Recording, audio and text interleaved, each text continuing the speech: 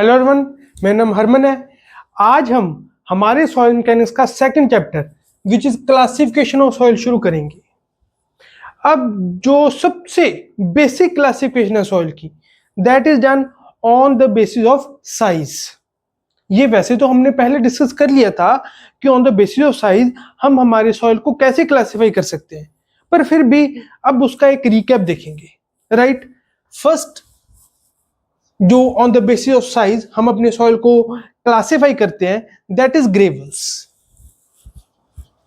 Gravels वही जिसको हम बजरी बोलते हैं, राइट, इन जनरल हिंदी। तो ग्रेवल ये कौन से होते हैं? ये होते हैं जिनका साइज लाई करता है 4.75 mm to 80 mm। 4.75 mm to 80 mm, right.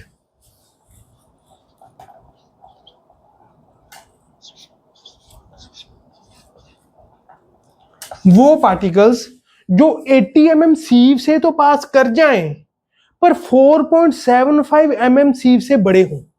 ये सभी पार्टिकल्स चाहे बीच में कोई भी सीव है उन पर रिटेन हुए हैं, इन सभी पार्टिकल्स को हम ग्रेवल्स बोलेंगे। राइट, अब सेकंड क्लासिफिकेशन क्या है? Second on the basis of size जो हमारी क्लासिफिकेशन है, दैट इज सैंड। सैंड होती है वो पार्टिकल्स जिनका साइज 4.75 mm से छोटा हो, less than 4.75 mm and greater than 75 micrometer. Right, मतलब वो पार्टिकल्स जो 4.75 mm से पास हो गए और जो नीचे 75 माइक्रोन वाली सीव है उस पर रिटेन हो गए। ये जो सभी पार्टिकल्स हैं, बीच में जो भी सीव्स हैं 2.36 mm, 1.18 mm, 600 micron, 300 micron, 150 micron, सभी सीव्स पे जो पार्टिकल्स रिटेन हुए हैं वो सभी सैंड में आ रहे हैं। उन सभी पार्टिकल्स को हम सैंड की क्लासिफिकेशन रखेंगे। राइट, जो 4.75 mm से तो पास कर गए पर 75 माइक्रोन सीव पे ऊपर है उनका साइज।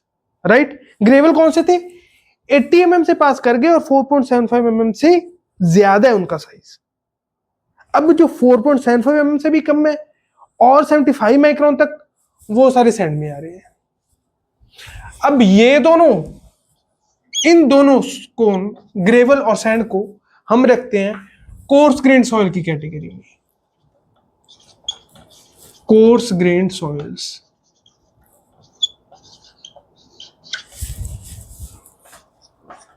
नाउ जो थर्ड टाइप का सॉइल है, थर्ड टाइप के पार्टिकल्स को हम कहते हैं सिल्ट।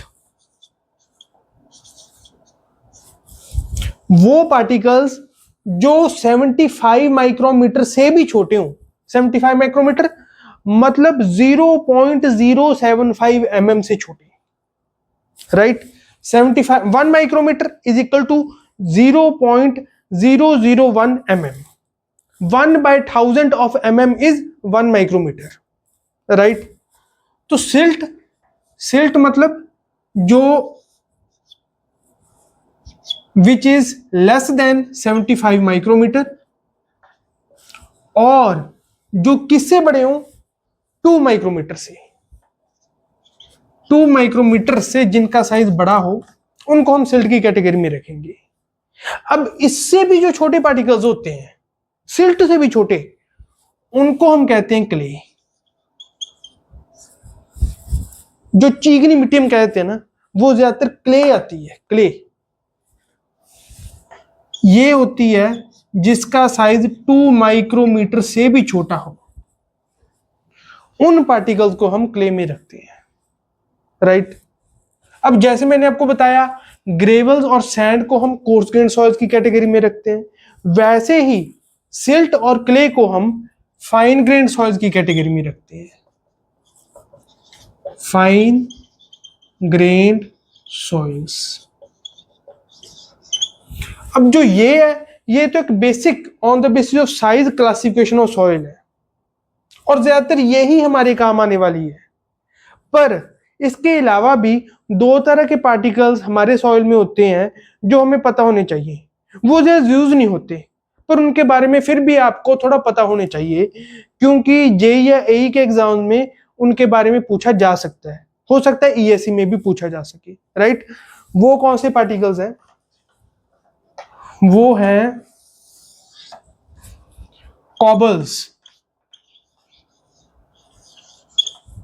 ये तो अलग है, राइट। ये कोर्स ग्रेन और फाइन ग्रेन सॉइल्स, ये जो हमारे सॉइल में इनकी ही हम बात करते हैं ज्यादातर। पर जैसे मैंने आपको बताया, दो तरह के और पार्टिकल्स हैं on the basis of size, जिनके बारे में आपको पता होना चाहिए, वो मैं आपको बता रहा हूं। कॉबल्स वो पार्टिकल्स होते हैं जिनका साइज 80 mm से बड़ा हो, डी ग्रेटर देन 80 mm, पर 300 mm से उनका साइज छोटा हो, उन पार्टिकल्स को हम कॉबल्स में रखेंगे। और वो पार्टिकल्स जिनका साइज 300 mm से भी ज्यादा हो जाए, उनको हम कहते हैं बोल्डर्स। ये जो बोल्डर्स होते हैं, ये जो सब हिमालयन रीजन्स हैं, पहाड़ी इलाके, उत्तराखंड, हिमाचल प्रदेश, उनमें मिलते हैं बोल्डर्स। ये होते हैं बड़े बड़े पत्थर जिनका साइज ग्रेटर देन 300 mm हो जाए, उनको हम बोल्डर्स की कैटेगरी में रखते हैं, राइट। तो जैसे मैंने आपको बताया, ये एक बेसिक क्लासिफिकेशन है on the basis of size. ये जो पहले चार हैं, ये तो आपको डेफिनेटली पता होने चाहिए। और ये दोनों भी आपको एक बार इनको पढ़ रहे हो तो इनको भी पढ़ लेना, कहीं ऐसा ना हो जाए कि आप कोई एग्जाम दे रहे हो, उनमें ये क्वेश्चन पूछ ले, राइट, कॉबल्स और बोल्डर्स में से, और आपको वो आता ना हो। तो मैं चाहता हूं कि सब कुछ आपको मैं करा दूं जो इंपॉर्टेंट है। तो ये कॉबल्स और बोल्डर्स भी मैंने आपको बता दिया। ग्रेवल जो हमने देखे थे जो 80 mm से छोटे हैं, अब जो 80 mm से भी बड़े हो गए उनको हमने कॉबल कह दिया, पर 300 mm से उनका साइज कम है। बोल्डर जिनका 300 mm से भी साइज बड़ा है, उनको हमने बोल्डर्स की कैटेगरी में रखा है, राइट। अब इसके बाद जो सबसे जो हमारे पास, ये तो on the basis of size हो गया, ये तो चलो पता होना ही चाहिए। इसके बाद हमारे पास और भी कुछ क्लासिफिकेशन के हैं तरीके हमारे सॉइल में, कि जिसके बेसिस पे हम अपने सॉइल को क्लासिफाई कर सकते हैं। उनमें से जो मोस्ट पॉपुलर तरीका है, that is Indian standard soil classification system, ठीक है। वो ही हमारे सबसे काम आने वाला तरीका है। जो जनरल हम इंडिया में सॉइल की जब बात करते हैं, तब Indian standard soil classification system के बेस पे ही करते हैं। तो क्योंकि वो सबसे इंपॉर्टेंट है प्रैक्टिकली भी और एग्जाम के पॉइंट ऑफ व्यू से भी, तो सबसे पहले उसको देख लेते हैं, फिर जो बाद में और क्लासिफिकेशन के सिस्टम्स हैं उनको भी देख लेंगे, राइट। तो अगर मैं बात करूं, according to Indian standard soil classification system, हम अपने सॉइल को क्लासिफाई कैसे करते हैं, तो that is done on the basis of 3 parameters. जो फर्स्ट है, that is on the basis of particle size distribution. Particle size distribution का बेसिकली ये मतलब है कि हमारे जो पार्टिकल्स हैं उनका क्या क्या साइज है। जो हमने पार्टिकल साइज डिस्ट्रीब्यूशन कर्व पढ़ी थी, उसमें हमने डिटेल में देख लिया था कि पार्टिकल साइज डिस्ट्रीब्यूशन को हम कैसे डील करते हैं हमारे सॉइल मैकेनिक्स के केस में, ठीक है। और ये भी बात करी थी कि इसका relevance mainly course grain soil के लिए ही है, ठीक है। अब जो सेकंड पैरामीटर जिसके बेसिस पे हम अपने सॉइल को क्लासिफाई करते हैं, दैट इज प्लास्टिसिटी कैरेक्टरिस्टिक्स, कि उसकी प्लास्टिसिटी कैसी है हमारे सॉइल की, उसके बेसिस पे। और प्लास्टिसिटी को देखने का हमने देखा था कि जो सबसे बेस्ट पैरामीटर है, दैट इज प्लास्टिसिटी इंडेक्स, जिसको हमने आईपी का नाम दिया था। और जो थर्ड पैरामीटर जिसके बेसिस पे हम अपने सॉइल को क्लासिफाई करेंगे, दैट इज कंप्रेसिबिलिटी। कंप्रेसिबिलिटी मतलब सॉइल कितना दब रहा है, राइट। वो हमने ये देखा था फर्स्ट चैप्टर में, हमने देखा है कि जितनी ज्यादा लिक्विड लिमिट होगी उतनी ही ज्यादा कंप्रेसिबिलिटी होगी। अगर लिक्विड लिमिट कम तो कंप्रेसिबिलिटी भी कम, राइट। तो ये तीन पैरामीटर्स बेसिकली हम देख रहे हैं कि हमारे पार्टिकल का साइज क्या है, उसकी डिस्ट्रीब्यूशन कैसी है, उसके बेसिस पे। Second plasticity index, third is liquid limit. Mainly इन तीन पैरामीटर्स की मदद से हम अपने सॉइल को क्लासिफाई करेंगे। ठीक है, अब आगे बढ़ने से पहले हम ये देख लें कि अगर कोई ऑर्गेनिक सॉइल हुआ, उसको हम कैसे पहचान सकते हैं कि ये सॉइल एक ऑर्गेनिक सॉइल है। क्योंकि जो हम अब इस Indian standard soil classification system में अपने सॉइल को क्लासिफाई करेंगे, वो बेसिकली चार टाइप के सॉइल की ही हम बात करेंगे, ग्रेवल, सैंड, सिल्ट और क्ले। ऑर्गेनिक सॉइल की ज्यादा बात नहीं करेंगे। तो इसलिए ऑर्गेनिक सॉइल को पहले ही देख ले, करेंगे उसमें भी बात पर बहुत कम। इसलिए ऑर्गेनिक सॉइल को पहले ही देख रहे हैं हम कि कैसे ऑर्गेनिक सॉइल को हम क्लासिफाई कर सकते हैं। और जो न्यूमेरिकल्स भी आते हैं इसके बेसिस पे, क्लासिफिकेशन के बेसिस पे, उसमें ऑर्गेनिक सॉइल को क्लासिफाई करने का न्यूमेरिकल नहीं आता। ऑर्गेनिक सॉइल के कैरेक्टरिस्टिक्स जरूर पूछे जा सकते हैं, वो हम अभी देखते हैं। पहला characteristic, organic soil is visually examined from its colour.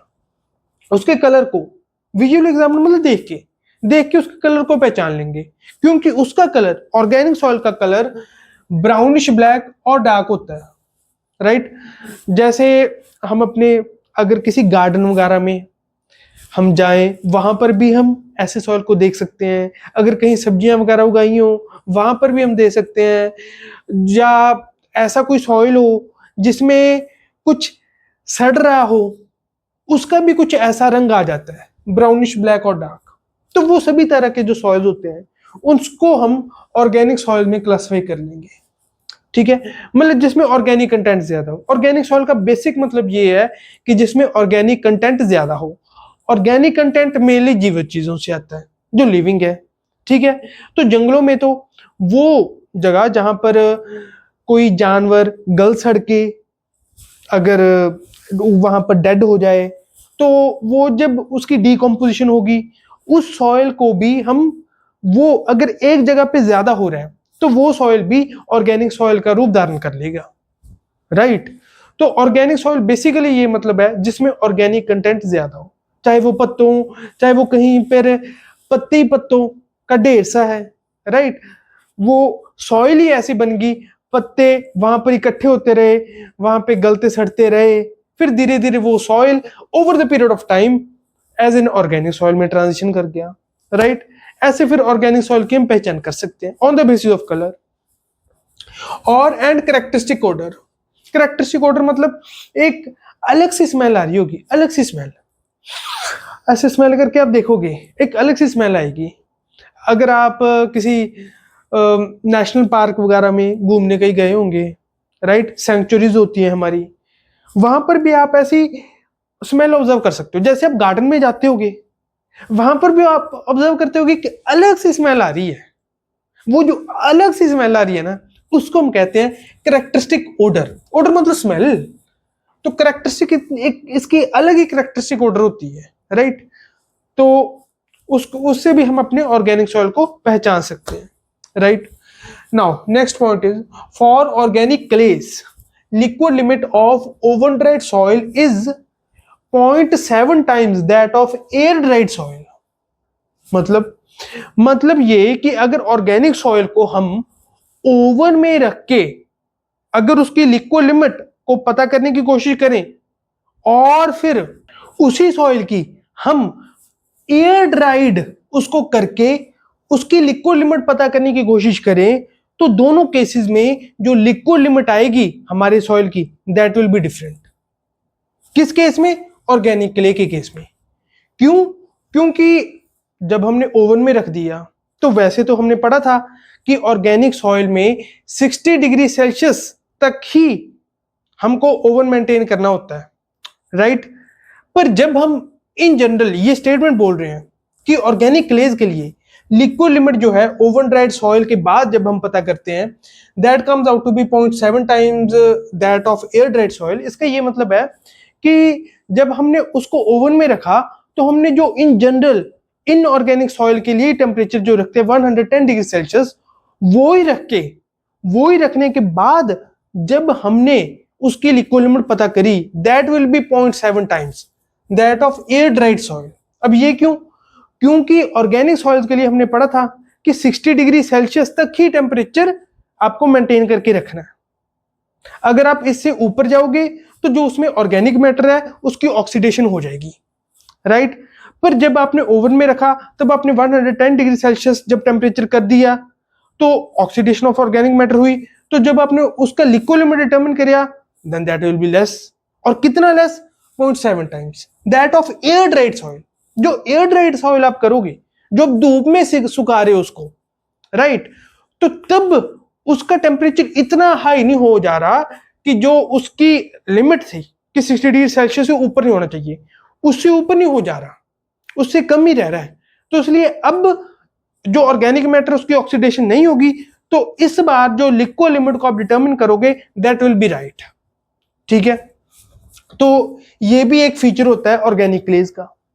और जो थर्ड है वो हमने पहले जैसे फर्स्ट चैप्टर में डिस्कस किया था, एक बार फिर से डिस्कस कर रहे हैं कि जो आईपी होता है ऑर्गेनिक सॉइल्स का, ये सबसे कम होता है। क्ले से तो कम होता ही है, पर सिल्ट से भी कम होता है।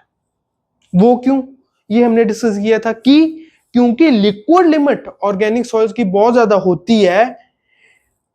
तो अगर हम सोच के देखें तो ऑर्गेनिक सॉइल्स का प्लास्टिसिटी इंडेक्स ज्यादा होना ही चाहिए, क्योंकि WL minus WP liquid limit minus plastic limit, ये होता है प्लास्टिसिटी इंडेक्स।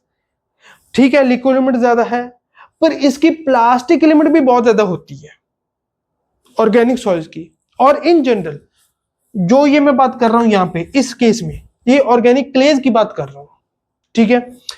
तो इसमें क्या होता है कि लिक्विड लिमिट तो ज्यादा होती है, पर प्लास्टिक लिमिट भी बहुत ज्यादा होती है। तो WL माइनस WP वो बहुत कम निकल के आ जाता है, मतलब IP प्लास्टिसिटी इंडेक्स वो बहुत कम निकल के आ जाता है, इवन लेस देन सिल्ट। तो ये भी एक फीचर होता है ऑर्गेनिक सॉइल्स का कि उनका प्लास्टिसिटी इंडेक्स बहुत कम निकल के आ जाता है। ये जो फीचर है कि प्लास्टिसिटी इंडेक्स बहुत कम निकल के आ जाना ऑर्गेनिक सॉइल्स का, ये हम यूज करेंगे जब हम हमारे सॉइल को क्लासिफाई कर रहे होंगे, और स्पेशली फाइन ग्रेन सॉइल की जब क्लासिफिकेशन की बात करेंगे हम, तब इस चीज का बहुत इंपॉर्टेंट रोल होगा कि plasticity index of organic soils is very less, ठीक है। और जैसे मैंने आपको बताया कि इसका भी जो मेन ये होता है ऑर्गेनिक सॉइल, ऑर्गेनिक क्ले होती है ये, जिसका प्लास्टिसिटी इंडेक्स बहुत कम होता है, पर हम इन जनरल ऑर्गेनिक सॉइल ही कह देते हैं इसको। ये भी जो मैंने आपको फर्स्ट इससे ऊपर वाला पॉइंट बताया था कि ऑर्गेनिक क्लेज की जो लिक्विड लिमिट होती है ओवन ड्राइड सॉइल से, that is 0.7 times that of air dried soil. वो भी अगर आपको डायरेक्ट ये स्टेटमेंट दे दे then it is well and good, आप कर दोगे। बट इन जनरल भी अगर आपको ऑर्गेनिक सॉइल यहां पर ऑर्गेनिक क्ले ना लिख के ऑर्गेनिक सॉइल लिख दे, देन ऑल्सो आपको ये टिक मार्क कर देनी है स्टेटमेंट, ठीक है। क्योंकि कई बार हो सकता है एग्जामिनर ऑर्गेनिक क्ले लिखे, कई बार हो सकता है ऑर्गेनिक सॉइल लिखे। तो ऑर्गेनिक क्ले लिखी है, वेल एंड गुड। अगर ऑर्गेनिक सॉइल लिखा है यहां पे, फिर भी आप इसको टिक करके आओगे अगर आपको अपना क्वेश्चन सही करना है तो, ठीक है। अब जब हमने हमारा मेनली जो ब्रॉडली देख लिया कि कैसे हम क्लासिफाई कर सकते हैं और ऑर्गेनिक सॉइल के कुछ कैरेक्टरिस्टिक्स देख लिए हैं, अब हम देखेंगे इसकी एक्चुअल क्लासिफिकेशन। जो मैंने आपको 4 टाइप के बताया है, ग्रेवल, सैंड, सिल्ट और क्ले, इन चारों में क्लासिफाई करेंगे, वो अब हम देखने जा रहे हैं। अब ज्यादा गहराई में जाने से पहले हम 2 तरीके से अपने सॉइल को जरूर क्लासिफाई करेंगे, उसके बाद आगे देखेंगे कि और अब इसके आगे अपने सॉइल को कैसे क्लासिफाई करें। वो 2 तरह की क्लासिफिकेशन है, कोर्स ग्रेन सॉइल और फाइन ग्रेन सॉइल। कोर्स मतलब मैंने आपको बताया था फर्स्ट लेक्चर से, मैं यही चीज रिपीट कर रहा हूं, कोर्स बड़ा, फाइन छोटा, ठीक है। तो अब इसमें क्या है कि अगर बड़े पार्टिकल ज्यादा है, कोर्स पार्टिकल ज्यादा हैं फाइन से, तो हम उसको कोर्स ग्रेन सॉइल कह देंगे। अगर फाइन पार्टिकल्स छोटे ज्यादा हैं in comparison to coarse grained, तो फिर उस सॉइल को हम फाइन ग्रेन सॉइल कह देंगे। ये जो क्लासिफिकेशन है, जो फर्स्ट हम क्लासिफाई कर रहे हैं कि कोर्स ग्रेन सॉइल है, ये फाइन ग्रेन सॉइल है, this is purely on the basis of particle size, कि उसके पार्टिकल साइजेस किस रेंज में लाई कर रहे हैं। अब बड़ा और छोटा ये हम किस सीव से डिसाइड कर रहे हैं, किस साइज से बड़ा हम बड़ा कह रहे हैं या किस साइज से छोटा हम छोटे कह रहे हैं। किस साइज से? 75 माइक्रोमीटर। उस सीव से जो पार्टिकल्स ऊपर हैं उनको हम कोर्स कह रहे हैं, बड़े, और उस सीव से जो छोटे, जो उसे पास कर गए, उन पार्टिकल्स को हम फाइन ग्रेन्ड पार्टिकल्स कह रहे हैं। ठीक है, तो जैसे मैंने आपको बताया, अगर कोर्स ज्यादा है तो कोर्स ग्रेन्ड सॉइल, अगर फाइन पार्टिकल ज्यादा है तो फाइन ग्रेन्ड सॉइल। अब इसको अगर फॉर्मली लिखना हो, एक सेंटेंस के रूप में फॉर्मली अगर इसको मैं बताऊं, तो वो ये बताऊंगा कि इफ मोर देन और इक्वल टू, ये भी बात इंपॉर्टेंट है कि इक्वल टू पे मैं अपने सॉइल को क्या क्लासिफाई करूंगा। ये तो मैंने आपको बता दिया कि अगर कोर्स ज्यादा हुए तो कोर्स ग्रेन्ड, फाइन ज्यादा हुए फाइन ग्रेन्ड। पर अगर कोर्स का वेट और फाइन का वेट इक्वल आ गया, मतलब वो मान लीजिए 100 ग्राम है मेरे पास सॉइल, तो 75 माइक्रोन सीव के ऊपर जो मेरे पार्टिकल्स हैं उससे बड़े दैट इज 50 ग्राम्स, और उससे छोटे दैट इज ऑल्सो 50 ग्राम्स जो उससे पास कर गए। तो अब क्या करें? अब इस केस में जब इक्वालिटी आ जाती है तो उस केस में हम जो बड़ा है कोर्स ग्रेन सॉइल उसको प्रेफर करते हैं। अब फिर उसका नाम देते हैं, फिर हम कह देते हैं that our soil is coarse grain soil. ये हमने जो अडेप्ट की हुई है टर्मिनोलॉजीज, राइट, कि अगर इक्वल टू हो गया फिर क्या कहना है। दिस इज वाइडली एक्सेप्टेड कि अगर ग्रेटर देन हो गया फिर तो कोई शक ही नहीं था, कि अगर इक्वल टू हो गया फिर हमने कह दिया कोर्स ग्रेन्ड सॉइल, हम अपने सॉइल को कहेंगे। फॉर्मली अगर इस चीज को मैं आपको बताऊं, दैट इफ मोर देन और equal to 50% of particles are retained on 75 micron sieve, 75 micron sieve के ऊपर जो पार्टिकल्स हैं दैट आर मोर देन और equal to 50%, then the soil is coarse grained soil। ठीक है, और अगर लेस देन 50% हुए 75 माइक्रोन सीव के ऊपर, तो मतलब इसका क्या हुआ कि जो 75 माइक्रोन सीव से पास करके वो है ग्रेटर देन 50%। तो उस केस में मैंने आपको बता दिया that our soil will be classified as fine grain soil. Fine ज्यादा है तो फाइन ग्रेन, कोर्स ज्यादा है तो कोर्स ग्रेन। उसको ऐसे भी लिख सकता हूं, percentage of particles greater than 75 micron सीव जो है दैट आर ग्रेटर देन और इक्वल टू, इक्वल टू पे भी मैं आपको बता रहा हूं कि हम हमारे सॉइल को कोर्स ग्रेन सॉइल ही कहेंगे, इक्वल टू पे भी। If percentage of particles greater than 75 micron sieve, greater than equal to percentage of particles less than 75 micron sieve, फिर कोर्स ग्रेन सॉइल। और अगर ये जो 75 माइक्रोन सीव से कम वाले पार्टिकल्स हैं, मतलब फाइन वाले पार्टिकल्स हैं, that are greater than percentage of particles greater than 75 micron, मतलब कोर्स वाले particles, fine is greater than coarse, फिर फाइन ग्रेन्ड सॉइल। बेसिक है, कोर्स ज्यादा तो कोर्स ग्रेन्ड, फाइन ज्यादा तो फाइन ग्रेन्ड, इक्वालिटी अगर आ गई तो कोर्स ग्रेन्ड सॉइल, राइट। अब इसके बाद ज्यादातर जो कोर्स ग्रेन्ड सॉइल की क्लासिफिकेशन है उसको पढ़ाया जाता है, पर मैं ऐसा नहीं करूंगा। मैं पहले आपको फाइन ग्रेन्ड सॉइल की क्लासिफिकेशन समझाऊंगा। वो क्यों? क्योंकि कोर्स ग्रेन्ड सॉइल की क्लासिफिकेशन में कुछ ऐसे पार्ट्स हैं जो अगर आपने फाइन ग्रेन्ड सॉइल की क्लासिफिकेशन अच्छे से समझ ली तो वो आपको अच्छे से समझ आ जाएंगे। नहीं तो वो पार्ट तभी अच्छे समझ आते हैं जब fine grain soil, course grain soil पढ़ लिया, उसके बाद फाइन ग्रेन सॉइल की क्लासिफिकेशन पढ़ ली, फिर उसके बाद दोबारा जब हम रिवाइज करने बैठते हैं ना, फिर वो पार्ट अच्छे से समझ आते हैं, क्योंकि वो पार्ट डिपेंडेंट है उस पार्ट पे जो हम फाइन ग्रेन सॉइल में करेंगे। तो इसलिए आप रिवाइज करते हुए उन पार्ट्स को कवर करो। इसलिए मैं पहले आपको फाइन ग्रेन सॉइल की क्लासिफिकेशन करा देता हूं, ताकि जब हम कोर्स ग्रेन सॉइल की क्लासिफिकेशन करेंगे तो उसमें आपको एकदम से चीजें क्लिक हो जाए, राइट। अब फाइन ग्रेन सॉइल की क्लासिफिकेशन में सबसे बड़ा हाथ है ए कैसेग्रांडे का, राइट। वही जिन्होंने लिक्विड लिमिट डिवाइसेस दिए, लिक्विड लिमिट अपरेटस दिए हमको, जिससे हम लिक्विड लिमिट का पता कर सकते थे, ठीक है।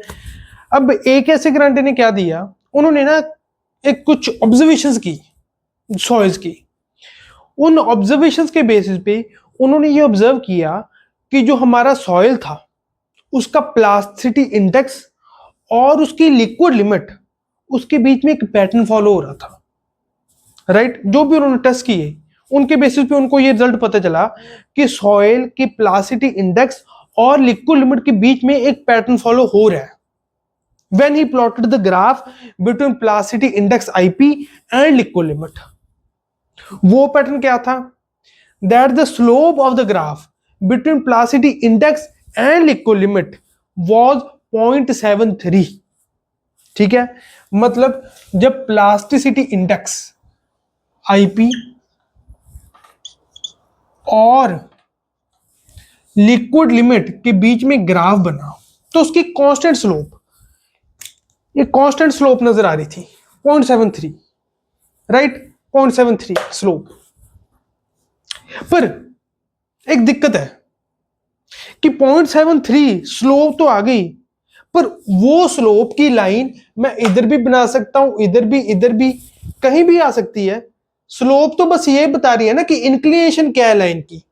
जब मेरे को इंक्लिनेशन पता चल गई तो एक्चुअली तो नहीं पता चला कि इक्वेशन ऑफ लाइन तो एक्चुअली मुझको नहीं मिली, और मेरा एग्जैक्ट इक्वेशन ऑफ लाइन जानने में इंटरेस्ट है, ताकि उस इक्वेशन ऑफ लाइन से मैं आगे बढ़ के इस चीज का भी पता लगा सकूं कि मेरा सॉइल सिल्ट है या क्ले है। ठीक है, आपने बता दिया फाइन ग्रेन सॉइल है, पर अब ये भी तो बताओ कि ये सिल्ट है या क्ले है।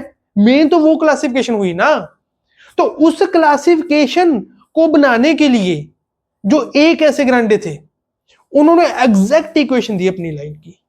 वो क्या दी? वो थी ए लाइन। उन्होंने ए लाइन दी, उस ए लाइन की एग्जैक्ट इक्वेशन दी। This is A line. A line, इस ए लाइन की एग्जैक्ट इक्वेशन जो उन्होंने दी, दैट वाज आईपी जो प्लास्टिसिटी इंडेक्स है, that is equal to 0.73 into WL -20। ये वाली इक्वेशन, राइट। अब फिर उन्होंने इसको ऐसे आगे क्लासिफाई किया कि अगर ए लाइन के ऊपर है हमारा सॉइल, तो उसका ये मतलब हुआ कि उसका जो प्लास्टिसिटी इंडेक्स है वो ज्यादा डोमिनेट कर रहा है in comparison to liquid limit. ये मैं ये कह दूं कि उसका प्लास्टिसिटी इंडेक्स काफी ज्यादा हाई है। अगर ए लाइन से ऊपर है तो प्लास्टिसिटी इंडेक्स हाई है, मतलब ये बात बता रहा है हमको ये। और अगर ए लाइन से कम है तो ए लाइन से कम मतलब प्लास्टिसिटी इंडेक्स कम है। अब प्लास्टिसिटी इंडेक्स कम हमने दो सॉइल्स में किया था, सिल्ट और ऑर्गेनिक। ऑर्गेनिक सॉइल का तो हमने किया था कि सिल्ट से भी कम होता है, और हाई प्लास्टिसिटी इंडेक्स ये कैरेक्टरिस्टिक हमने किया था क्ले के केस में। ठीक है, तो मतलब वो सॉइल जो ए लाइन के ऊपर आ जाएगा वो सॉइल होगा क्ले। और अगर सॉइल का हमने प्लास्टिसिटी इंडेक्स निकाला और उसकी लिक्विड लिमिट निकाली, वो ए लाइन के नीचे आ गया, राइट। हमने IP is equal to 0.73 into WL -20 करके जो उसकी लिक्विड लिमिट थी, प्लास्टिसिटी इंडेक्स निकाला, IP is equal to 0.73 into WL -20। तो देख लिया हमने कि ए लाइन पे हमारा पॉइंट कहां पे लाई करेगा। ठीक है, उसके बाद जो एक्चुअली उसकी प्लास्टिसिटी इंडेक्स थी वो हमने निकाल ली। अगर वो कम आ गई ए लाइन से, जो ए लाइन से हमने प्लास्टिसिटी, ए लाइन वाली इक्वेशन से हमने प्लास्टिसिटी इंडेक्स निकाली, ऐसे इस इक्वेशन से लिक्विड लिमिट आपको दी जाएगी। उस इक्वेशन से जब आपको लिक्विड लिमिट आ गई, फिर आपने 0.73 इंटू WL -20 करके जो आपने प्लास्टिसिटी इंडेक्स निकाल लिया, तो ये प्लास्टिसिटी इंडेक्स निकालने के बाद आपको पता चल गया कि ए लाइन पे आपका कॉरस्पॉन्डिंग टू ये लिक्विड लिमिट पॉइंट कहां पे लाई कर रहा है, कॉरस्पॉन्डिंग टू आईपी। आईपी कहां पे लाई कर रहा है उसका कॉरस्पॉन्डिंग टू लिक्विड लिमिट जो आपको क्वेश्चन में दी हुई है, आपने देख लिया। अब प्लास्टिसिटी इंडेक्स आपने खुद निकाला, जो लिक्विड लिमिट और प्लास्टिक लिमिट की आपको वैल्यू दी हुई है सॉइल की, जिस भी सॉइल की हम बात कर रहे हैं, फिर WL -WP करके आपने जो प्लास्टिसिटी इंडेक्स निकाल लिया, उसको आपने देखा कि ये प्लास्टिसिटी इंडेक्स जो हमने ए लाइन से निकाला है, वो प्लास्टिसिटी इंडेक्स इससे ज्यादा आ रहा है या इससे कम आ रहा है। अगर तो ज्यादा आ रहा है मतलब क्ले है, अगर कम आ रहा है मतलब सिल्ट या ऑर्गेनिक सॉइल है, राइट। ज्यादा मतलब क्ले, अगर कम आ रहा है तो मतलब सिल्ट और ऑर्गेनिक सॉइल। ठीक है, अब यहां पे कहानी खत्म नहीं होती।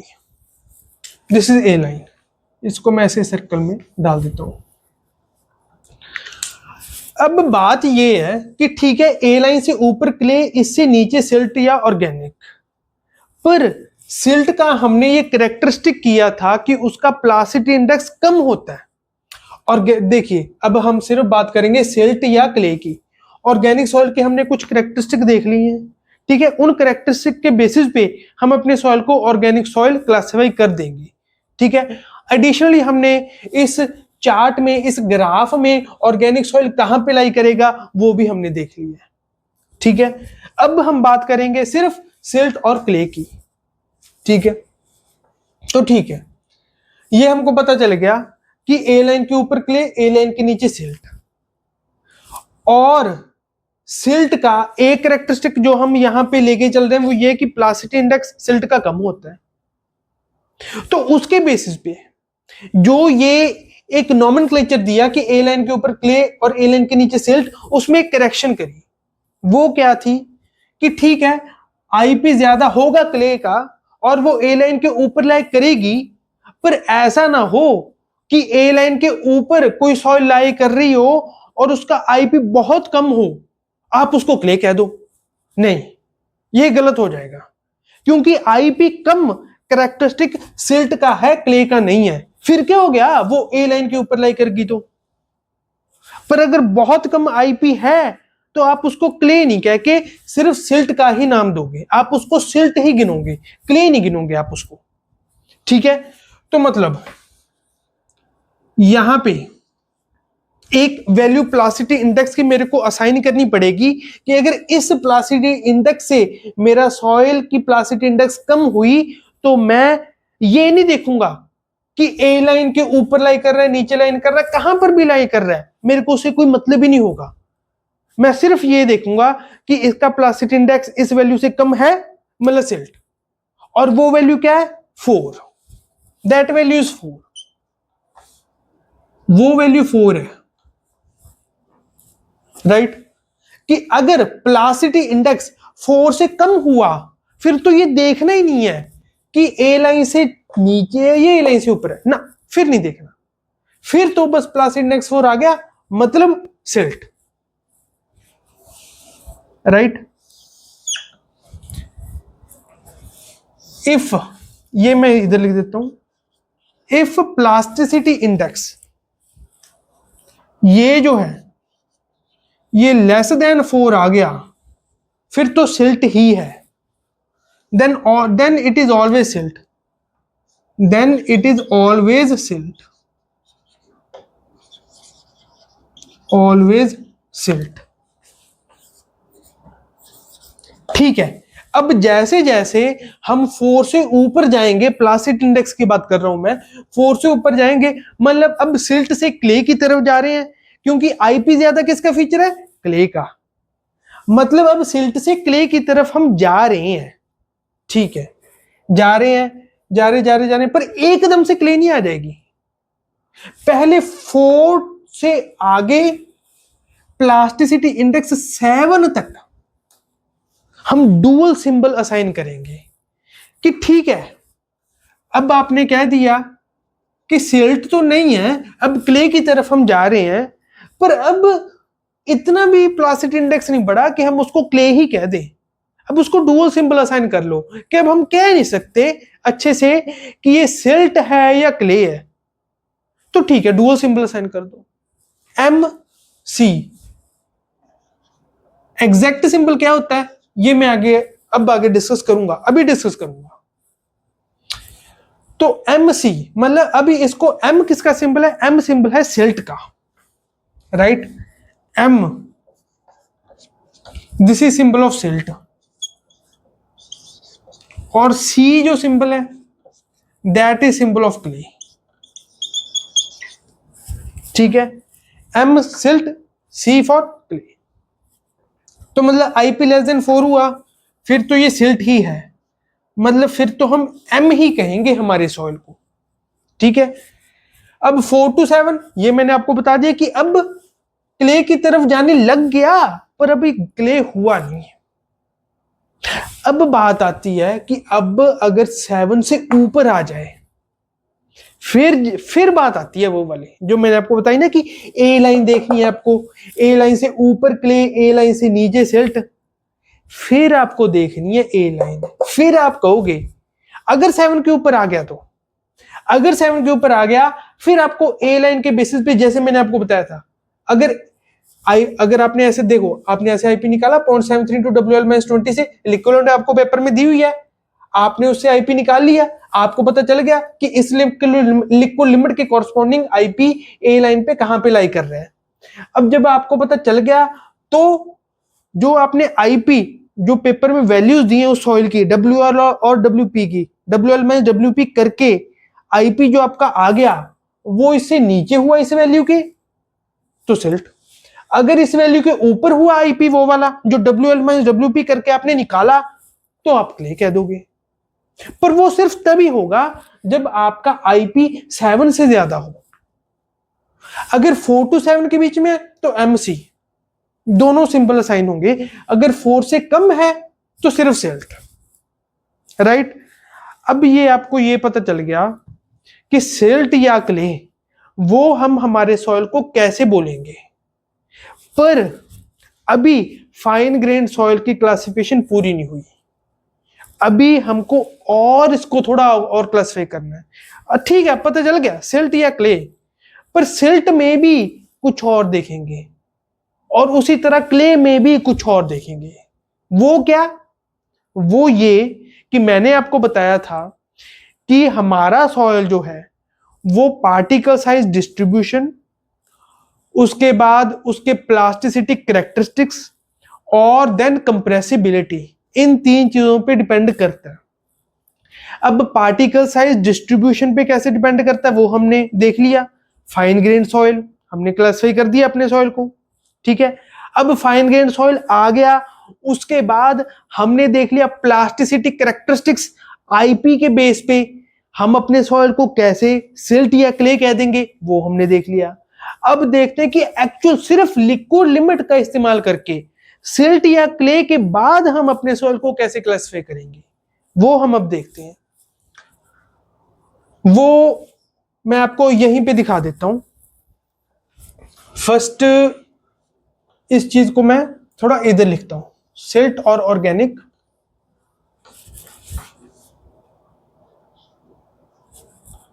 विद रेड मार्कर, सिल्ट और ऑर्गेनिक,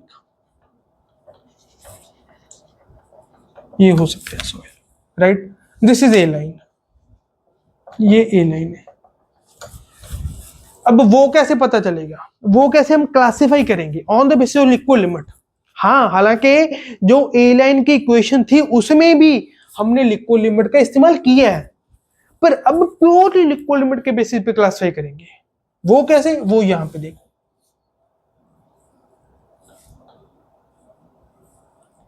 ये हमने करा था, राइट, कि चलो इससे पहले ना मैं ये करता हूं कि जो चीज मैंने अभी तक बताई है वो मैं लिख देता हूं, उस चीज को लिख के फिर हम आगे चलते हैं, ताकि बहुत कुछ जंबल ना हो जाए आपके दिमाग में।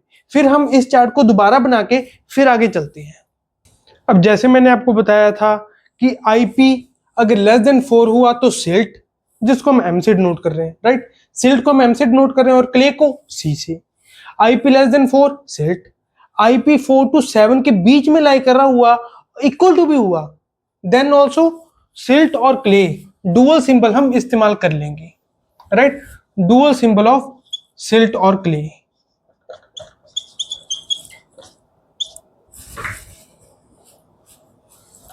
एम भी होगा सी भी।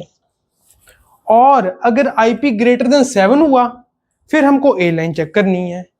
ए लाइन के अगर अबव ए लाइन हमारा सॉइल हुआ देन इट इज क्ले, और अगर ए लाइन के बिलो हुआ then the soil will be silt, जिसको हम एम से नोट करेंगे।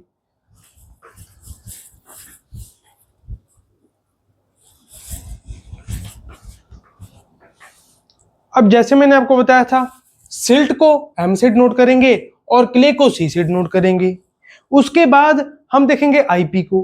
अगर IP straight way less than 4 हुआ फिर तो वो सिल्ट ही है, सिल्ट एम। अगर 4 to 7 के बीच में लाई कर रहा हुआ फिर सिल्ट और क्ले, राइट, डुअल सिंबल इस्तेमाल करेंगे हम एम सी का। और अगर आईपी ग्रेटर देन 7 हुआ फिर हमको ए लाइन चेक करनी है। ए लाइन का काम तभी आता है जब आईपी ग्रेटर देन 7 आ जाता है। Then we have to check A line. A line check करने के बाद अगर अबव ए लाइन हुआ तो सी, अगर बिलो ए लाइन हुआ तो एम, क्ले या सिल्ट, राइट। अब हम देखते हैं कि क्ले और सिल्ट इन दोनों को हम on the basis of liquid limit और कैसे आगे बाइफरकेट कैसे कर सकते हैं। अब जो on the basis of liquid limit हम अपनी क्लासिफिकेशन करते हैं सॉइल की, किसकी, फाइन ग्रेन्ड सॉइल की, वो करते हैं ऐसे। लिक्को लिमिट अगर लेस देन 35% हो तो फिर हम कहेंगे कि कंप्रेसिबिलिटी इसकी कम है, लो कंप्रेसिबल, जिसको हम एल से डिनोट कर देंगे। ठीक है, यही तो हम कर रहे थे ना कि लिक्विड लिमिट जैसे बढ़ती है कंप्रेसिबिलिटी वैसे ही बढ़ती रहती है। कंप्रेसिबिलिटी कम है ये तभी होगा अगर लिक्विड लिमिट कम है। ठीक है, तो अगर लिक्विड लिमिट कम है लेस देन 35% तो उसका मतलब लो कंप्रेसिबल, जिसको हम एल से डिनोट कर रहे हैं। तो जैसे जैसे लिक्विड लिमिट बढ़ी 35% से बढ़ी और बढ़ते बढ़ते बढ़ते बढ़ते 50% तक हो गई। ठीक है, लेस देन इक्वल टू 50%, मतलब इस रेंज में लाई करे कि 35% से बढ़ जाए और 50% से कम हो। इक्वालिटी पर भी हम हमारे सॉइल को इंटरमीडिएट कंप्रेसिबल का नाम देंगे, जिसको हम आई से डिनोट करेंगे। ठीक है, और अगर लिक्विड लिमिट ग्रेटर देन 50% होगी, लिक्विड लिमिट काफी ज्यादा बढ़ गई मतलब कंप्रेसिबिलिटी भी बहुत ज्यादा बढ़ जाएगी, उसको फिर इंग्लिश में क्या कहेंगे, हाईली कंप्रेसिबल। हाईली एच से एच, इंटरमीडिएट आई से आई, लो कंप्रेसिबल एल से लो, एल आई एच। इसी हिसाब से हमने इनके जो नॉमेनक्लेचर है उनको अडॉप्ट कर लिया। ठीक है, लिक्विड लिमिट कम थी तो लो, लिक्विड लिमिट कहीं बीच में थी तो इंटरमीडिएट, लिक्विड लिमिट ज्यादा होगी तो हाईली। किस चीज को डिनोट करिए लिक्विड लिमिट, कंप्रेसिबिलिटी को। तो L I H, low compressible, intermediate compressible and highly compressible, जिसको हम एच का नाम दे रहे हैं। ठीक है, अब प्राइमरी हमारा जो अब बात जो भी हो रही है वो सारी फाइन ग्रेन सॉइल की हो रही है। ठीक है, प्राइमरी हमने देख लिया कि हमारा सॉइल सिल्ट है या क्ले है, ये देख लिया। अब सेकेंडरी, उसके आगे सिल्ट और क्ले देखने के बाद उसके आगे हमारा सॉइल एल है, आई है या एच है, वो हम लिक्विड लिमिट के बेसिस पे देख लेंगे। अब इन दोनों को देखने के बाद हम प्रॉपर सिंबल असाइन करेंगे अपने सॉइल को। पहला सिंबल वो होगा जो प्राइमरी, जो हमने डिटरमिन किया है सिल्ट या क्ले। जो दूसरा सिंबल होगा वो सेकेंडरी, जो उसके बाद हमने लिक्विड लिमिट के बेसिस पे देखा है कि लो कंप्रेसिबल है, इंटरमीडिएट कंप्रेसिबल है कि हाईली कंप्रेसिबल है। उन दोनों सिंबल्स को कंबाइन करके हम अपने सॉइल का एक सिंबल देंगे और उसको एक नाम देंगे। क्या, वो देखते हैं। देखिए, इसको मान लीजिए मेरा पहले सिल्ट आ गया। ठीक है, सिल्ट आ गया तो उसको एम। ठीक है, 3 केसेस हो सकते हैं, या तो सिल्ट हो या क्ले हो या तीसरा ऑर्गेनिक सॉइल हो। ऑर्गेनिक सॉइल के वैसे हमको पता है कि वो जो क्ले है वो सिल्ट या ऑर्गेनिक से सेपरेट करता है। हमारा जो प्लासिटी जो हमने देखा था बेस्ड ऑन ए कैसे ग्रांडे, जो उन्होंने ए लाइन दी है उनकी, वो सेपरेट करती है ए लाइन, क्ले को सिल्ट या ऑर्गेनिक से सेपरेट करती है। अब उसके बाद जो ऑर्गेनिक सॉइल है उसकी जो कुछ कैरेक्टरिस्टिक्स की प्लासिटी इंडेक्स बहुत कम हो जाए, या उसके कुछ और कैरेक्टरिस्टिक्स, जैसे उसकी ऑर्डर हमने पढ़ी थी, लिक्विड लिमिट पढ़ी थी कि ओवन ड्राइड सॉइल की 0.7 टाइम्स होगी एयर ड्राइड सॉइल के कंपैरेटिवली। तो उन कैरेक्टरिस्टिक्स से हम पता लगा सकते हैं कि ये हमारा सॉइल जो है ये ऑर्गेनिक सॉइल है या नहीं है। तो वो जब हमने पता लगा लिया, ठीक है, पेपर में जो आपको क्वेश्चन दिया रहेगा उसमें तो आपको सिल्ट या क्ले इन दोनों के बीच में ही डिफरेंशिएट करना होगा। प्रैक्टिकली मैं आपको ये बता रहा हूं कि ऑर्गेनिक सॉइल को आप कैसे डिफरेंशिएट कर सकते हो।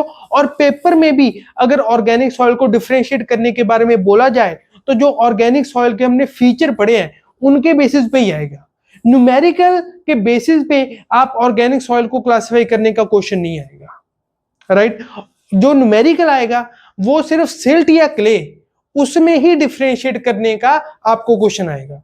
यह एक स्टेटमेंट आ सकती है कि जो ए लाइन है वो किसको सेपरेट करती है। ये बहुत पुराने गेट में एक क्वेश्चन आया भी हुआ है कि ए लाइन किसको सेपरेट करती है। ए लाइन सेपरेट करती है क्ले को फ्रॉम सिल्ट एंड ऑर्गेनिक, ठीक है, उनसे ए लाइन सेपरेट करती है। ये मेन जो थियोरेटिकल क्वेश्चंस है, थियोरेटिकल कंसेप्ट्स है हमारे, वो पूछे जा सकते हैं अबाउट ऑर्गेनिक सॉइल, ठीक है। पर अब जो हम क्लासिफिकेशन करेंगे वो फिर हम तीनों की अब करेंगे कि तीनों के कैसे कैसे नाम बन सकते हैं, वो तीनों के नाम देखेंगे हम, सिल्ट, क्ले और फिर आखिरी में ऑर्गेनिक सॉइल का भी देखेंगे, ठीक है।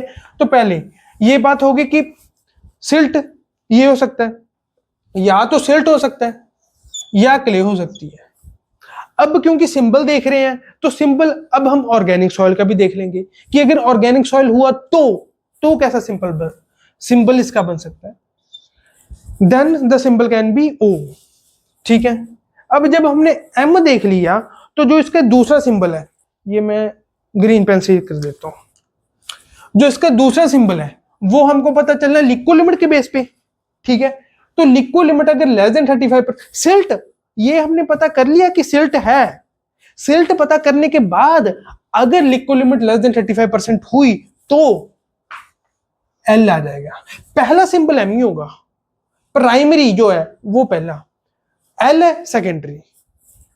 इसके बाद सिल्ट हमने किया ही हुआ है, सिल्ट हमने पता लगा लिया, पर लिक्विड लिमिट 35% टू 50% के बीच में आ रही है या इक्वालिटी आ रही है, इक्वल 35% या इक्वल टू 50% भी आ रही है। फिर भी जो हमारा सॉइल है एम, सिल्ट तो है, उसके बाद फिर ये इंटरमीडिएट कंप्रेसिबल आ जाएगा एम आई। उसी तरह एम सिल्ट तो हमने पता लगा ही लिया, पर सिल्ट पता लगाने के बाद जो हमारी सिल्ट थी उसकी लिक्विड लिमिट अगर ग्रेटर देन 50% होगी तो फिर उसके साथ सिंबल आ जाएगा एच, हाईली कंप्रेसिबल, ठीक है।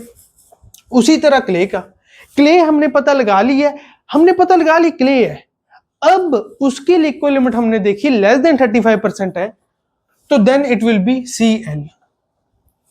क्ले पता लगा ली है, फिर हमने देखी कि liquid limit lies between 35% and 50%, then Ci। Clay पता लगा ली, फिर देखा कि लिक्विड लिमिट ग्रेटर देन 50% आ रही है उस क्ले की, देन Ch, राइट। उसी तरह ऑर्गेनिक सॉइल का, ऑर्गेनिक सॉइल पता लगा लिया कुछ उसके फीचर्स से प्रैक्टिकली हमने, तो उसके बाद अगर तो उसकी लिक्विड लिमिट लेस देन 35% हुई, वैसे होती नहीं, बहुत कम होती है, बहुत कम ऐसा केस होगा कि लिक्विड लिमिट लेस देन 35% हो ऑर्गेनिक सॉइल की। पर हम क्लासिफिकेशन कर रहे हैं कि अगर कोई ऐसा ऑर्गेनिक सॉइल हुआ जिसकी लिक्विड लिमिट लेस देन 35% हुई तो हम उसको कैसे डिनोट करेंगे, फिर हम उसको OL से डिनोट करेंगे, राइट। वैसे ही ऑर्गेनिक सॉइल पता लगा लिया, लिक्विड लिमिट 35% टू 50% के बीच में लाई कर रही है तो OI। उसी तरह ऑर्गेनिक सॉइल पता लगा लिया तो O है, और लिक्विड लिमिट ग्रेटर देन 50% आ रही है तो OH, ठीक है। अब ये आपके पास नाम आ गए ML, MI, MH, ऐसे ये सिंबल्स आ गए। फाइनल आंसर आपका ऐसे रिपोर्ट होगा, चाहे कन्वेंशनल क्वेश्चन आ जाए ESC मेंस में, चाहे जो गेट में या ESC प्री में या किसी भी एग्जाम में जो ऑब्जेक्टिव क्वेश्चन आ जाए, उसका जो एंड रिजल्ट है वो यही आएगा, या तो ML, MI, MH ऐसा सॉइल होगा। फाइन ग्रेन सॉइल की बात कर रहा हूं अभी मैं सिर्फ, ML, MI, MH या Cl, Ca, CH, या आपको अगर दे दिया जाए कि ऑर्गेनिक सॉइल है, कुछ उसके प्रॉपर्टीज दे दिया जाए, उससे आपको पता चल जाए कि ऑर्गेनिक सॉइल है, उसके बाद लिक्विड लिमिट के बेस पे आप कह दोगे that it is OL, OI और OH, राइट।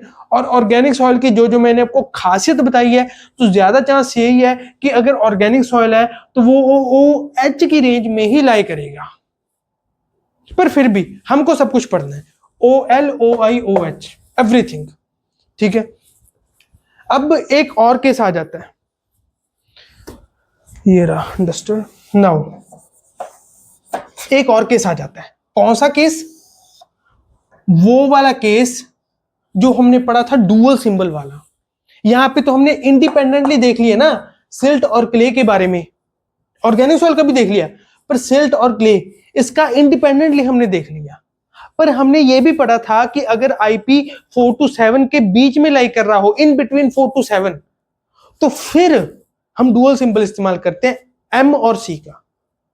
पर अब हमने और कुछ पढ़ लिया है कि क्या, कि एम और सी अपने आप में सॉइल को क्लासिफाई करने का पूरा जो फुल प्रूफ तरीका नहीं है, उसके बाद आपको उसकी कंप्रेसिबिलिटी भी लिखनी पड़ेगी। ठीक है, तो एम और सी वो तो ठीक है, पर उसके बाद आपको उसकी कंप्रेसिबिलिटी भी लिखनी पड़ेगी। और ये आपको याद होगा, मैं फिर से बनाऊंगा वो वाला ग्राफ जो मैंने बनाया था, फिर से बनाऊंगा, इनके नाम लिख के, इनके प्रॉपर नाम लिख के फिर से मैं वो ग्राफ बनाऊंगा, और उस ग्राफ में मैं आपको शो करूंगा कि कैसे अगर आईपी 4 to 7 के बीच में लाई कर रहा हो, तो वो आईपी जो लाइन है उसकी शुरुआत वाले पार्ट में ही लाई कर रहा है, और क्योंकि शुरुआत वाले पार्ट में ही लाई कर रहा है, तो लिको लिमिट उस केस में लेस देन 35% होती है। इसीलिए फिर जो डुअल सिंबल हम इस्तेमाल करते हैं when IP is between 4 to 7, तो वो डुअल सिंबल जो प्रॉपर, जो पूरा डुअल सिंबल है, वो एमसी जो मैंने लिखा था वो अधूरा है। जो पूरा डुअल सिंबल है, एंड में आंसर जो आप लिखोगे वो होगा ML CL, ये आप लिखोगे। If IP is between 4 to 7, तो जो पूरा एंड में आपका आंसर आएगा that will B MLCL। Graph में भी आपको मैं शो करूंगा ये वाली चीज। ठीक है, अब जो मैंने ये लिखे हैं ना ML MI MH CL CI CH OL OI OH, इनके मैं प्रॉपर नाम लिखता हूं कि इनको बोला कैसे जाता है। ठीक है, अब जो मैंने आपको सिंबल्स बताए थे उनके मैंने यहां पर नाम लिखे हैं। जो नाम लिखते वक्त आपको ध्यान रखना है वो इस बात का है कि सिंबल में तो हमने जो प्राइमरी अपने से सॉइल की क्लासिफिकेशन की थी, सिल्ट क्ले ऑर्गेनिक जो भी, वो हमने पहले लिखी थी, और उसके बाद जो सेकेंडरी क्लासिफिकेशन थी कि ये कंप्रेसिबल कैसा है, लो इंटरमीडिएट या हाई, उसको बाद में रखा था। पर बोलते वक्त, लिखते वक्त उल्टा करते हैं। लिखते वक्त पहले हम बोलते हैं कि ये इसकी कंप्रेसिबिलिटी कितनी है, जो हमने on the basis of liquid limit निकाली है, उसके बाद हम लिखते हैं कि ये कौन सा सॉइल है, सिल्ट है, क्ले है, ऑर्गेनिक है। कैसे? ऐसे देखो, जैसे ML है, ठीक है, ML को M से पता चल गया सिल्ट है, L से पता चल गया लो कंप्रेसिबिलिटी है। लिखने वक्त तो हमने पहले M को लिखा फिर L को, और बोलते वक्त पहले L वाली चीज बोलेंगे। L वाली चीज क्या बता रही है कि लो कंप्रेसिबिलिटी है, तो हम इसको क्या लिखेंगे, लो कंप्रेसिबल सिल्ट। सिल्ट यहां पर जो इसका सिंबल लिखते वक्त सिल्ट पहले था, बोलते वक्त, लिखते वक्त ये बाद में आएगा। M क्या पता चल रहा है, सिल्ट है, I से इंटरमीडिएट कंप्रेसिबिलिटी, तो इसको बोलेंगे इंटरमीडिएट कंप्रेसिबल सिल्ट।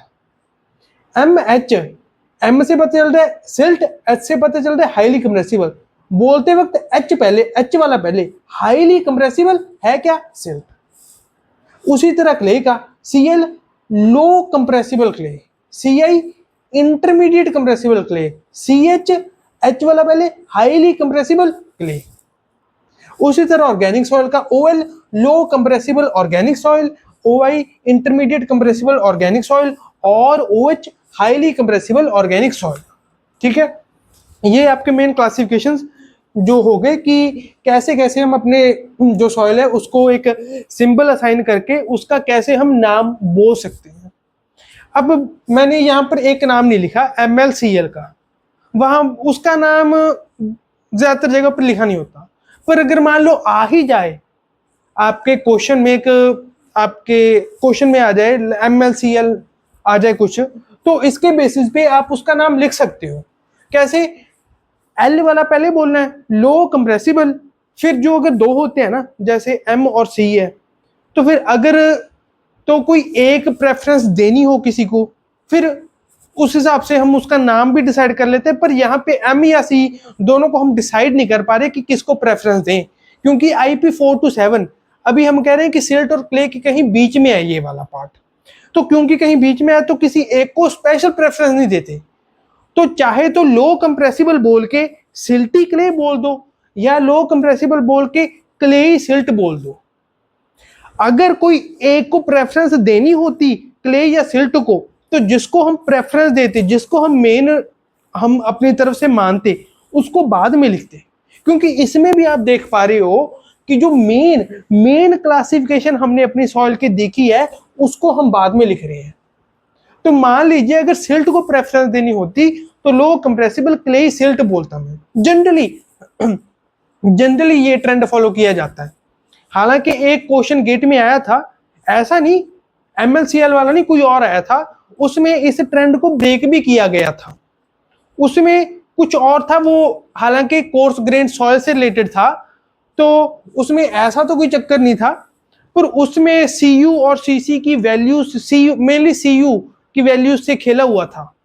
तो उसमें CU की वैल्यू निकाल के आपको उस चीज को प्रेफरेंस देनी थी कि जो सिंपली, जो सीधा सीधा न्यूमेरिकल से निकल रही है, उसमें तो कोई है ही नहीं ना डाउट, जो हमने न्यूमेरिकल से वैल्यू निकाल ली, उस चीज को प्रेफरेंस देके आपको नाम क्या रखा है उसको आपको इतनी प्रेफरेंस देनी थी।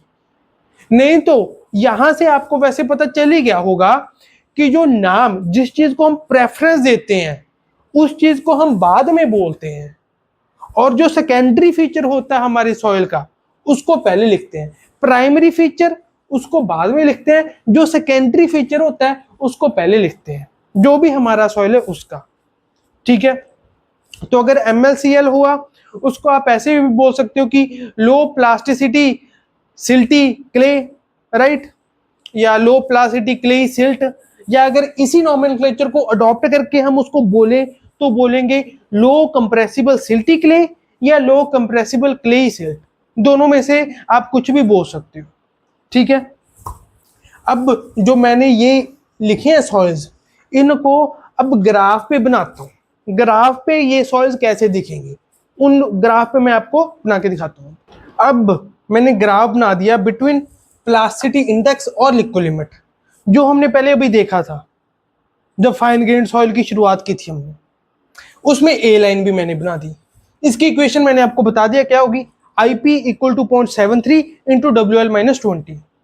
ठीक है, अब और इसकी आगे क्लासिफिकेशन करने के लिए, राइट, जो ग्राफ में आपको शो करने के लिए मैंने लिक्विड लिमिट की जो वैल्यूज आपको बताई थी 35%, 50%, उसको भी बना दिया। तो 35% से कम वाला लो कंप्रेसिबल, इसके बीच इंटरमीडिएट कंप्रेसिबल, इससे ज्यादा हाईली कंप्रेसिबल, वो भी मैं लिखूंगा सब कुछ। पर उससे पहले मैं एक और लाइन बना दूं। कौन सी? U लाइन, जो अपर बाउंड्री मार्क करे हमारे सॉइल की, ये वाली लाइन U लाइन, ये एक लाइन होती है, दिस इज U लाइन। इस लाइन को हम कहते हैं U लाइन। हो सकता है आपने इसके बारे में पहले ना सुना हो सकता सुना हो, पर U लाइन के बारे में बात कम की जाती है, क्योंकि ये ज्यादातर ES के कन्वेंशनल क्वेश्चन में ही पूछी जा सकती है। U लाइन अपर बाउंड्री मार्क करती है हमारे सॉइल की, कि मतलब इसके ऊपर कोई सॉइल हो ही नहीं सकता, no soil above U line, above U line, U line के ऊपर कोई सॉइल नहीं हो सकता, नो सॉइल। U लाइन के ऊपर नहीं कोई सॉइल हो सकता, जो भी सॉइल होगा, सिल्ट, क्ले, ऑर्गेनिक, जो भी सॉइल, वो U लाइन के नीचे ही रहेगा। U लाइन के ऊपर कोई सॉइल नहीं हो सकता। ये U लाइन भी जो है, ये भी एक ऐसे ग्रांटे ने ही दी थी। ठीक है, जैसे A लाइन मैंने आपको बताया उन्होंने दी थी एक ऐसे ग्रांटे ने, तो U लाइन भी एक ऐसे ग्रांटे ने ही दी थी। इस U लाइन की जो इक्वेशन है, A लाइन की तो मैंने आपको इक्वेशन बता दी थी।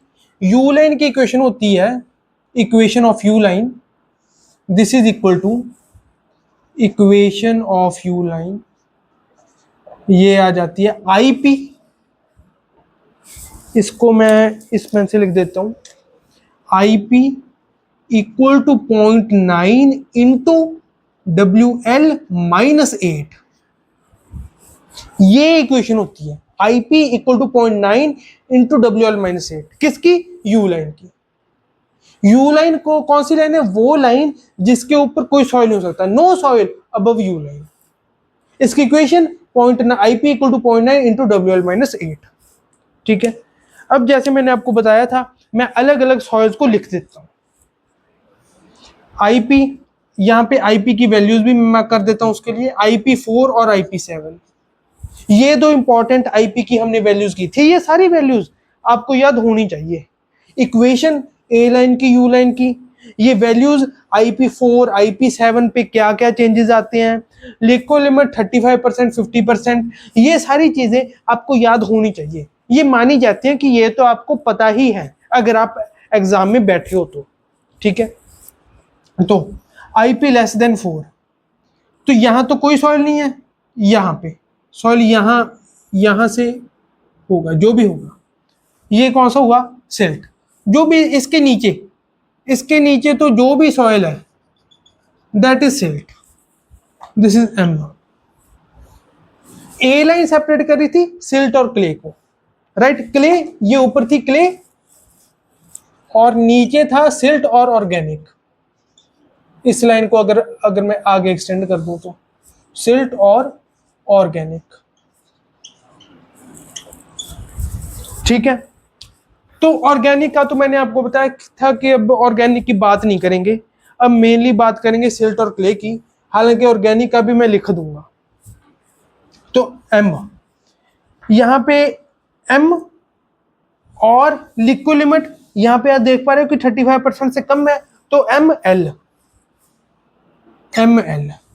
ये भी आ गया ML। ये पार्ट भी ग्राफ का क्या आ गया? ML, क्योंकि सिल्ट है लेस देन 4 तो 35% से कम है, ये भी ML। 4 से हम आगे बढ़े 7 तक, हमने कौन सा डुअल सिंबल इस्तेमाल करना था। IP4 to 7 हुआ, तो ये सारे के लिए, सारा जो ये 4 to 7 है उसको हम मान के चल रहे हैं this is MLCL। Let me right with this MLCL। यहां पर भी जो होगा that will B MLCL, right. हालांकि लिक्विड लिमिट इसमें आए इसका वैसे चांस कम है, बट स्टिल अगर 35% से कम है ही और IP4 to 7 के बीच में है तो ऑफकोर्स वो MLCL होगा। ठीक है, अब बात आती है 7 से अगर ज्यादा हो जाए, फिर हमको ये लाइन देखनी है। फिर अगर तो 35% से कम है then it will be MI, और अगर ए लाइन से ऊपर है, राइट, ए लाइन से ऊपर है 35% से कम है, this will be ML, right, ML, क्योंकि 35% से कम है और 35% से कम ही है, पर जो ए लाइन है उसके ऊपर आ गया तो then it will be clay, CL। ठीक है, 35% से 50% के बीच में अगर होगा, ए लाइन के नीचे है तो M का पता चल गया ए लाइन से, ए लाइन के नीचे M, और 35% और 50% के बीच में है इसीलिए I। अब ए लाइन से पता चल गया, अगर M ना होके ए लाइन के ऊपर हुआ तो पता चल गया C है, और लिक्विड लिमिट पता है 35% से 50% के बीच में तो CI। उसी तरह जो आपको पता चला कि ए लाइन के नीचे है तो M है, ऊपर है तो C, लिक्विड लिमिट 50% से ज्यादा है तो H, MH और CH। ठीक है ना, तो बेसिकली आपको ये पता चल गया कि ये जो मैंने आपको बताया था वो मैंने एज ए ग्राफ के फॉर्म में शो किया कि IP अगर लेस देन 4 है फिर तो सिल्ट है ही, 4 to 7 के बीच में है तो डुअल सिंबल भी कौन सा? MLCL। अगर IP ग्रेटर देन 7 हुआ तो फिर हम ए लाइन से पहले तो पता लगाएंगे कि सिल्ट है या क्ले है, फिर उसकी लिक्विड लिमिट देख के ये पता लगाएंगे कि LIH तीनों में से क्या है, फिर हम एक प्रॉपर सिंबल जो उसको असाइन है वो कर देंगे, इस्तेमाल कर लेंगे एक प्रॉपर सिंबल, और हमारे सॉइल को एक प्रॉपर सिंबल असाइन कर देंगे, और उसका जो नाम है वो कैसे था वो भी मैंने आपको बता दिया, राइट। तो ये जो हमारी जो क्लासिफिकेशन है और in the form of chart ये पूरी हो जाती है ऑफ फाइन ग्रेन सॉइल्स। मैंने आपको फाइन ग्रेन सॉइल की क्लासिफिकेशन इसलिए पहले कराई है क्योंकि इसमें से कुछ चीजें हैं कि सिल्ट और क्ले कैसे पता लगाते हैं हम, इसका इस्तेमाल होगा जब हम कोर्स ग्रेन सॉइल की क्लासिफिकेशन को करेंगे, इसलिए मैंने ये पहले करा दी। मैंने जो प्रॉपर प्रोटोकॉल फॉलो होता है वो नहीं फॉलो किया, मैंने ये देखा कि आपका इसमें क्या फायदा होगा। ठीक है, तो ये वैसे ऐसे ग्राफ की फॉर्म में अलग अलग नाम लिख के, अलग अलग सिंबल लिख के जितना भी इसका कराया जा सकता है मैक्सिमम वो मैंने कवर कर लिया, इससे ज्यादा नहीं कवर हो सकता।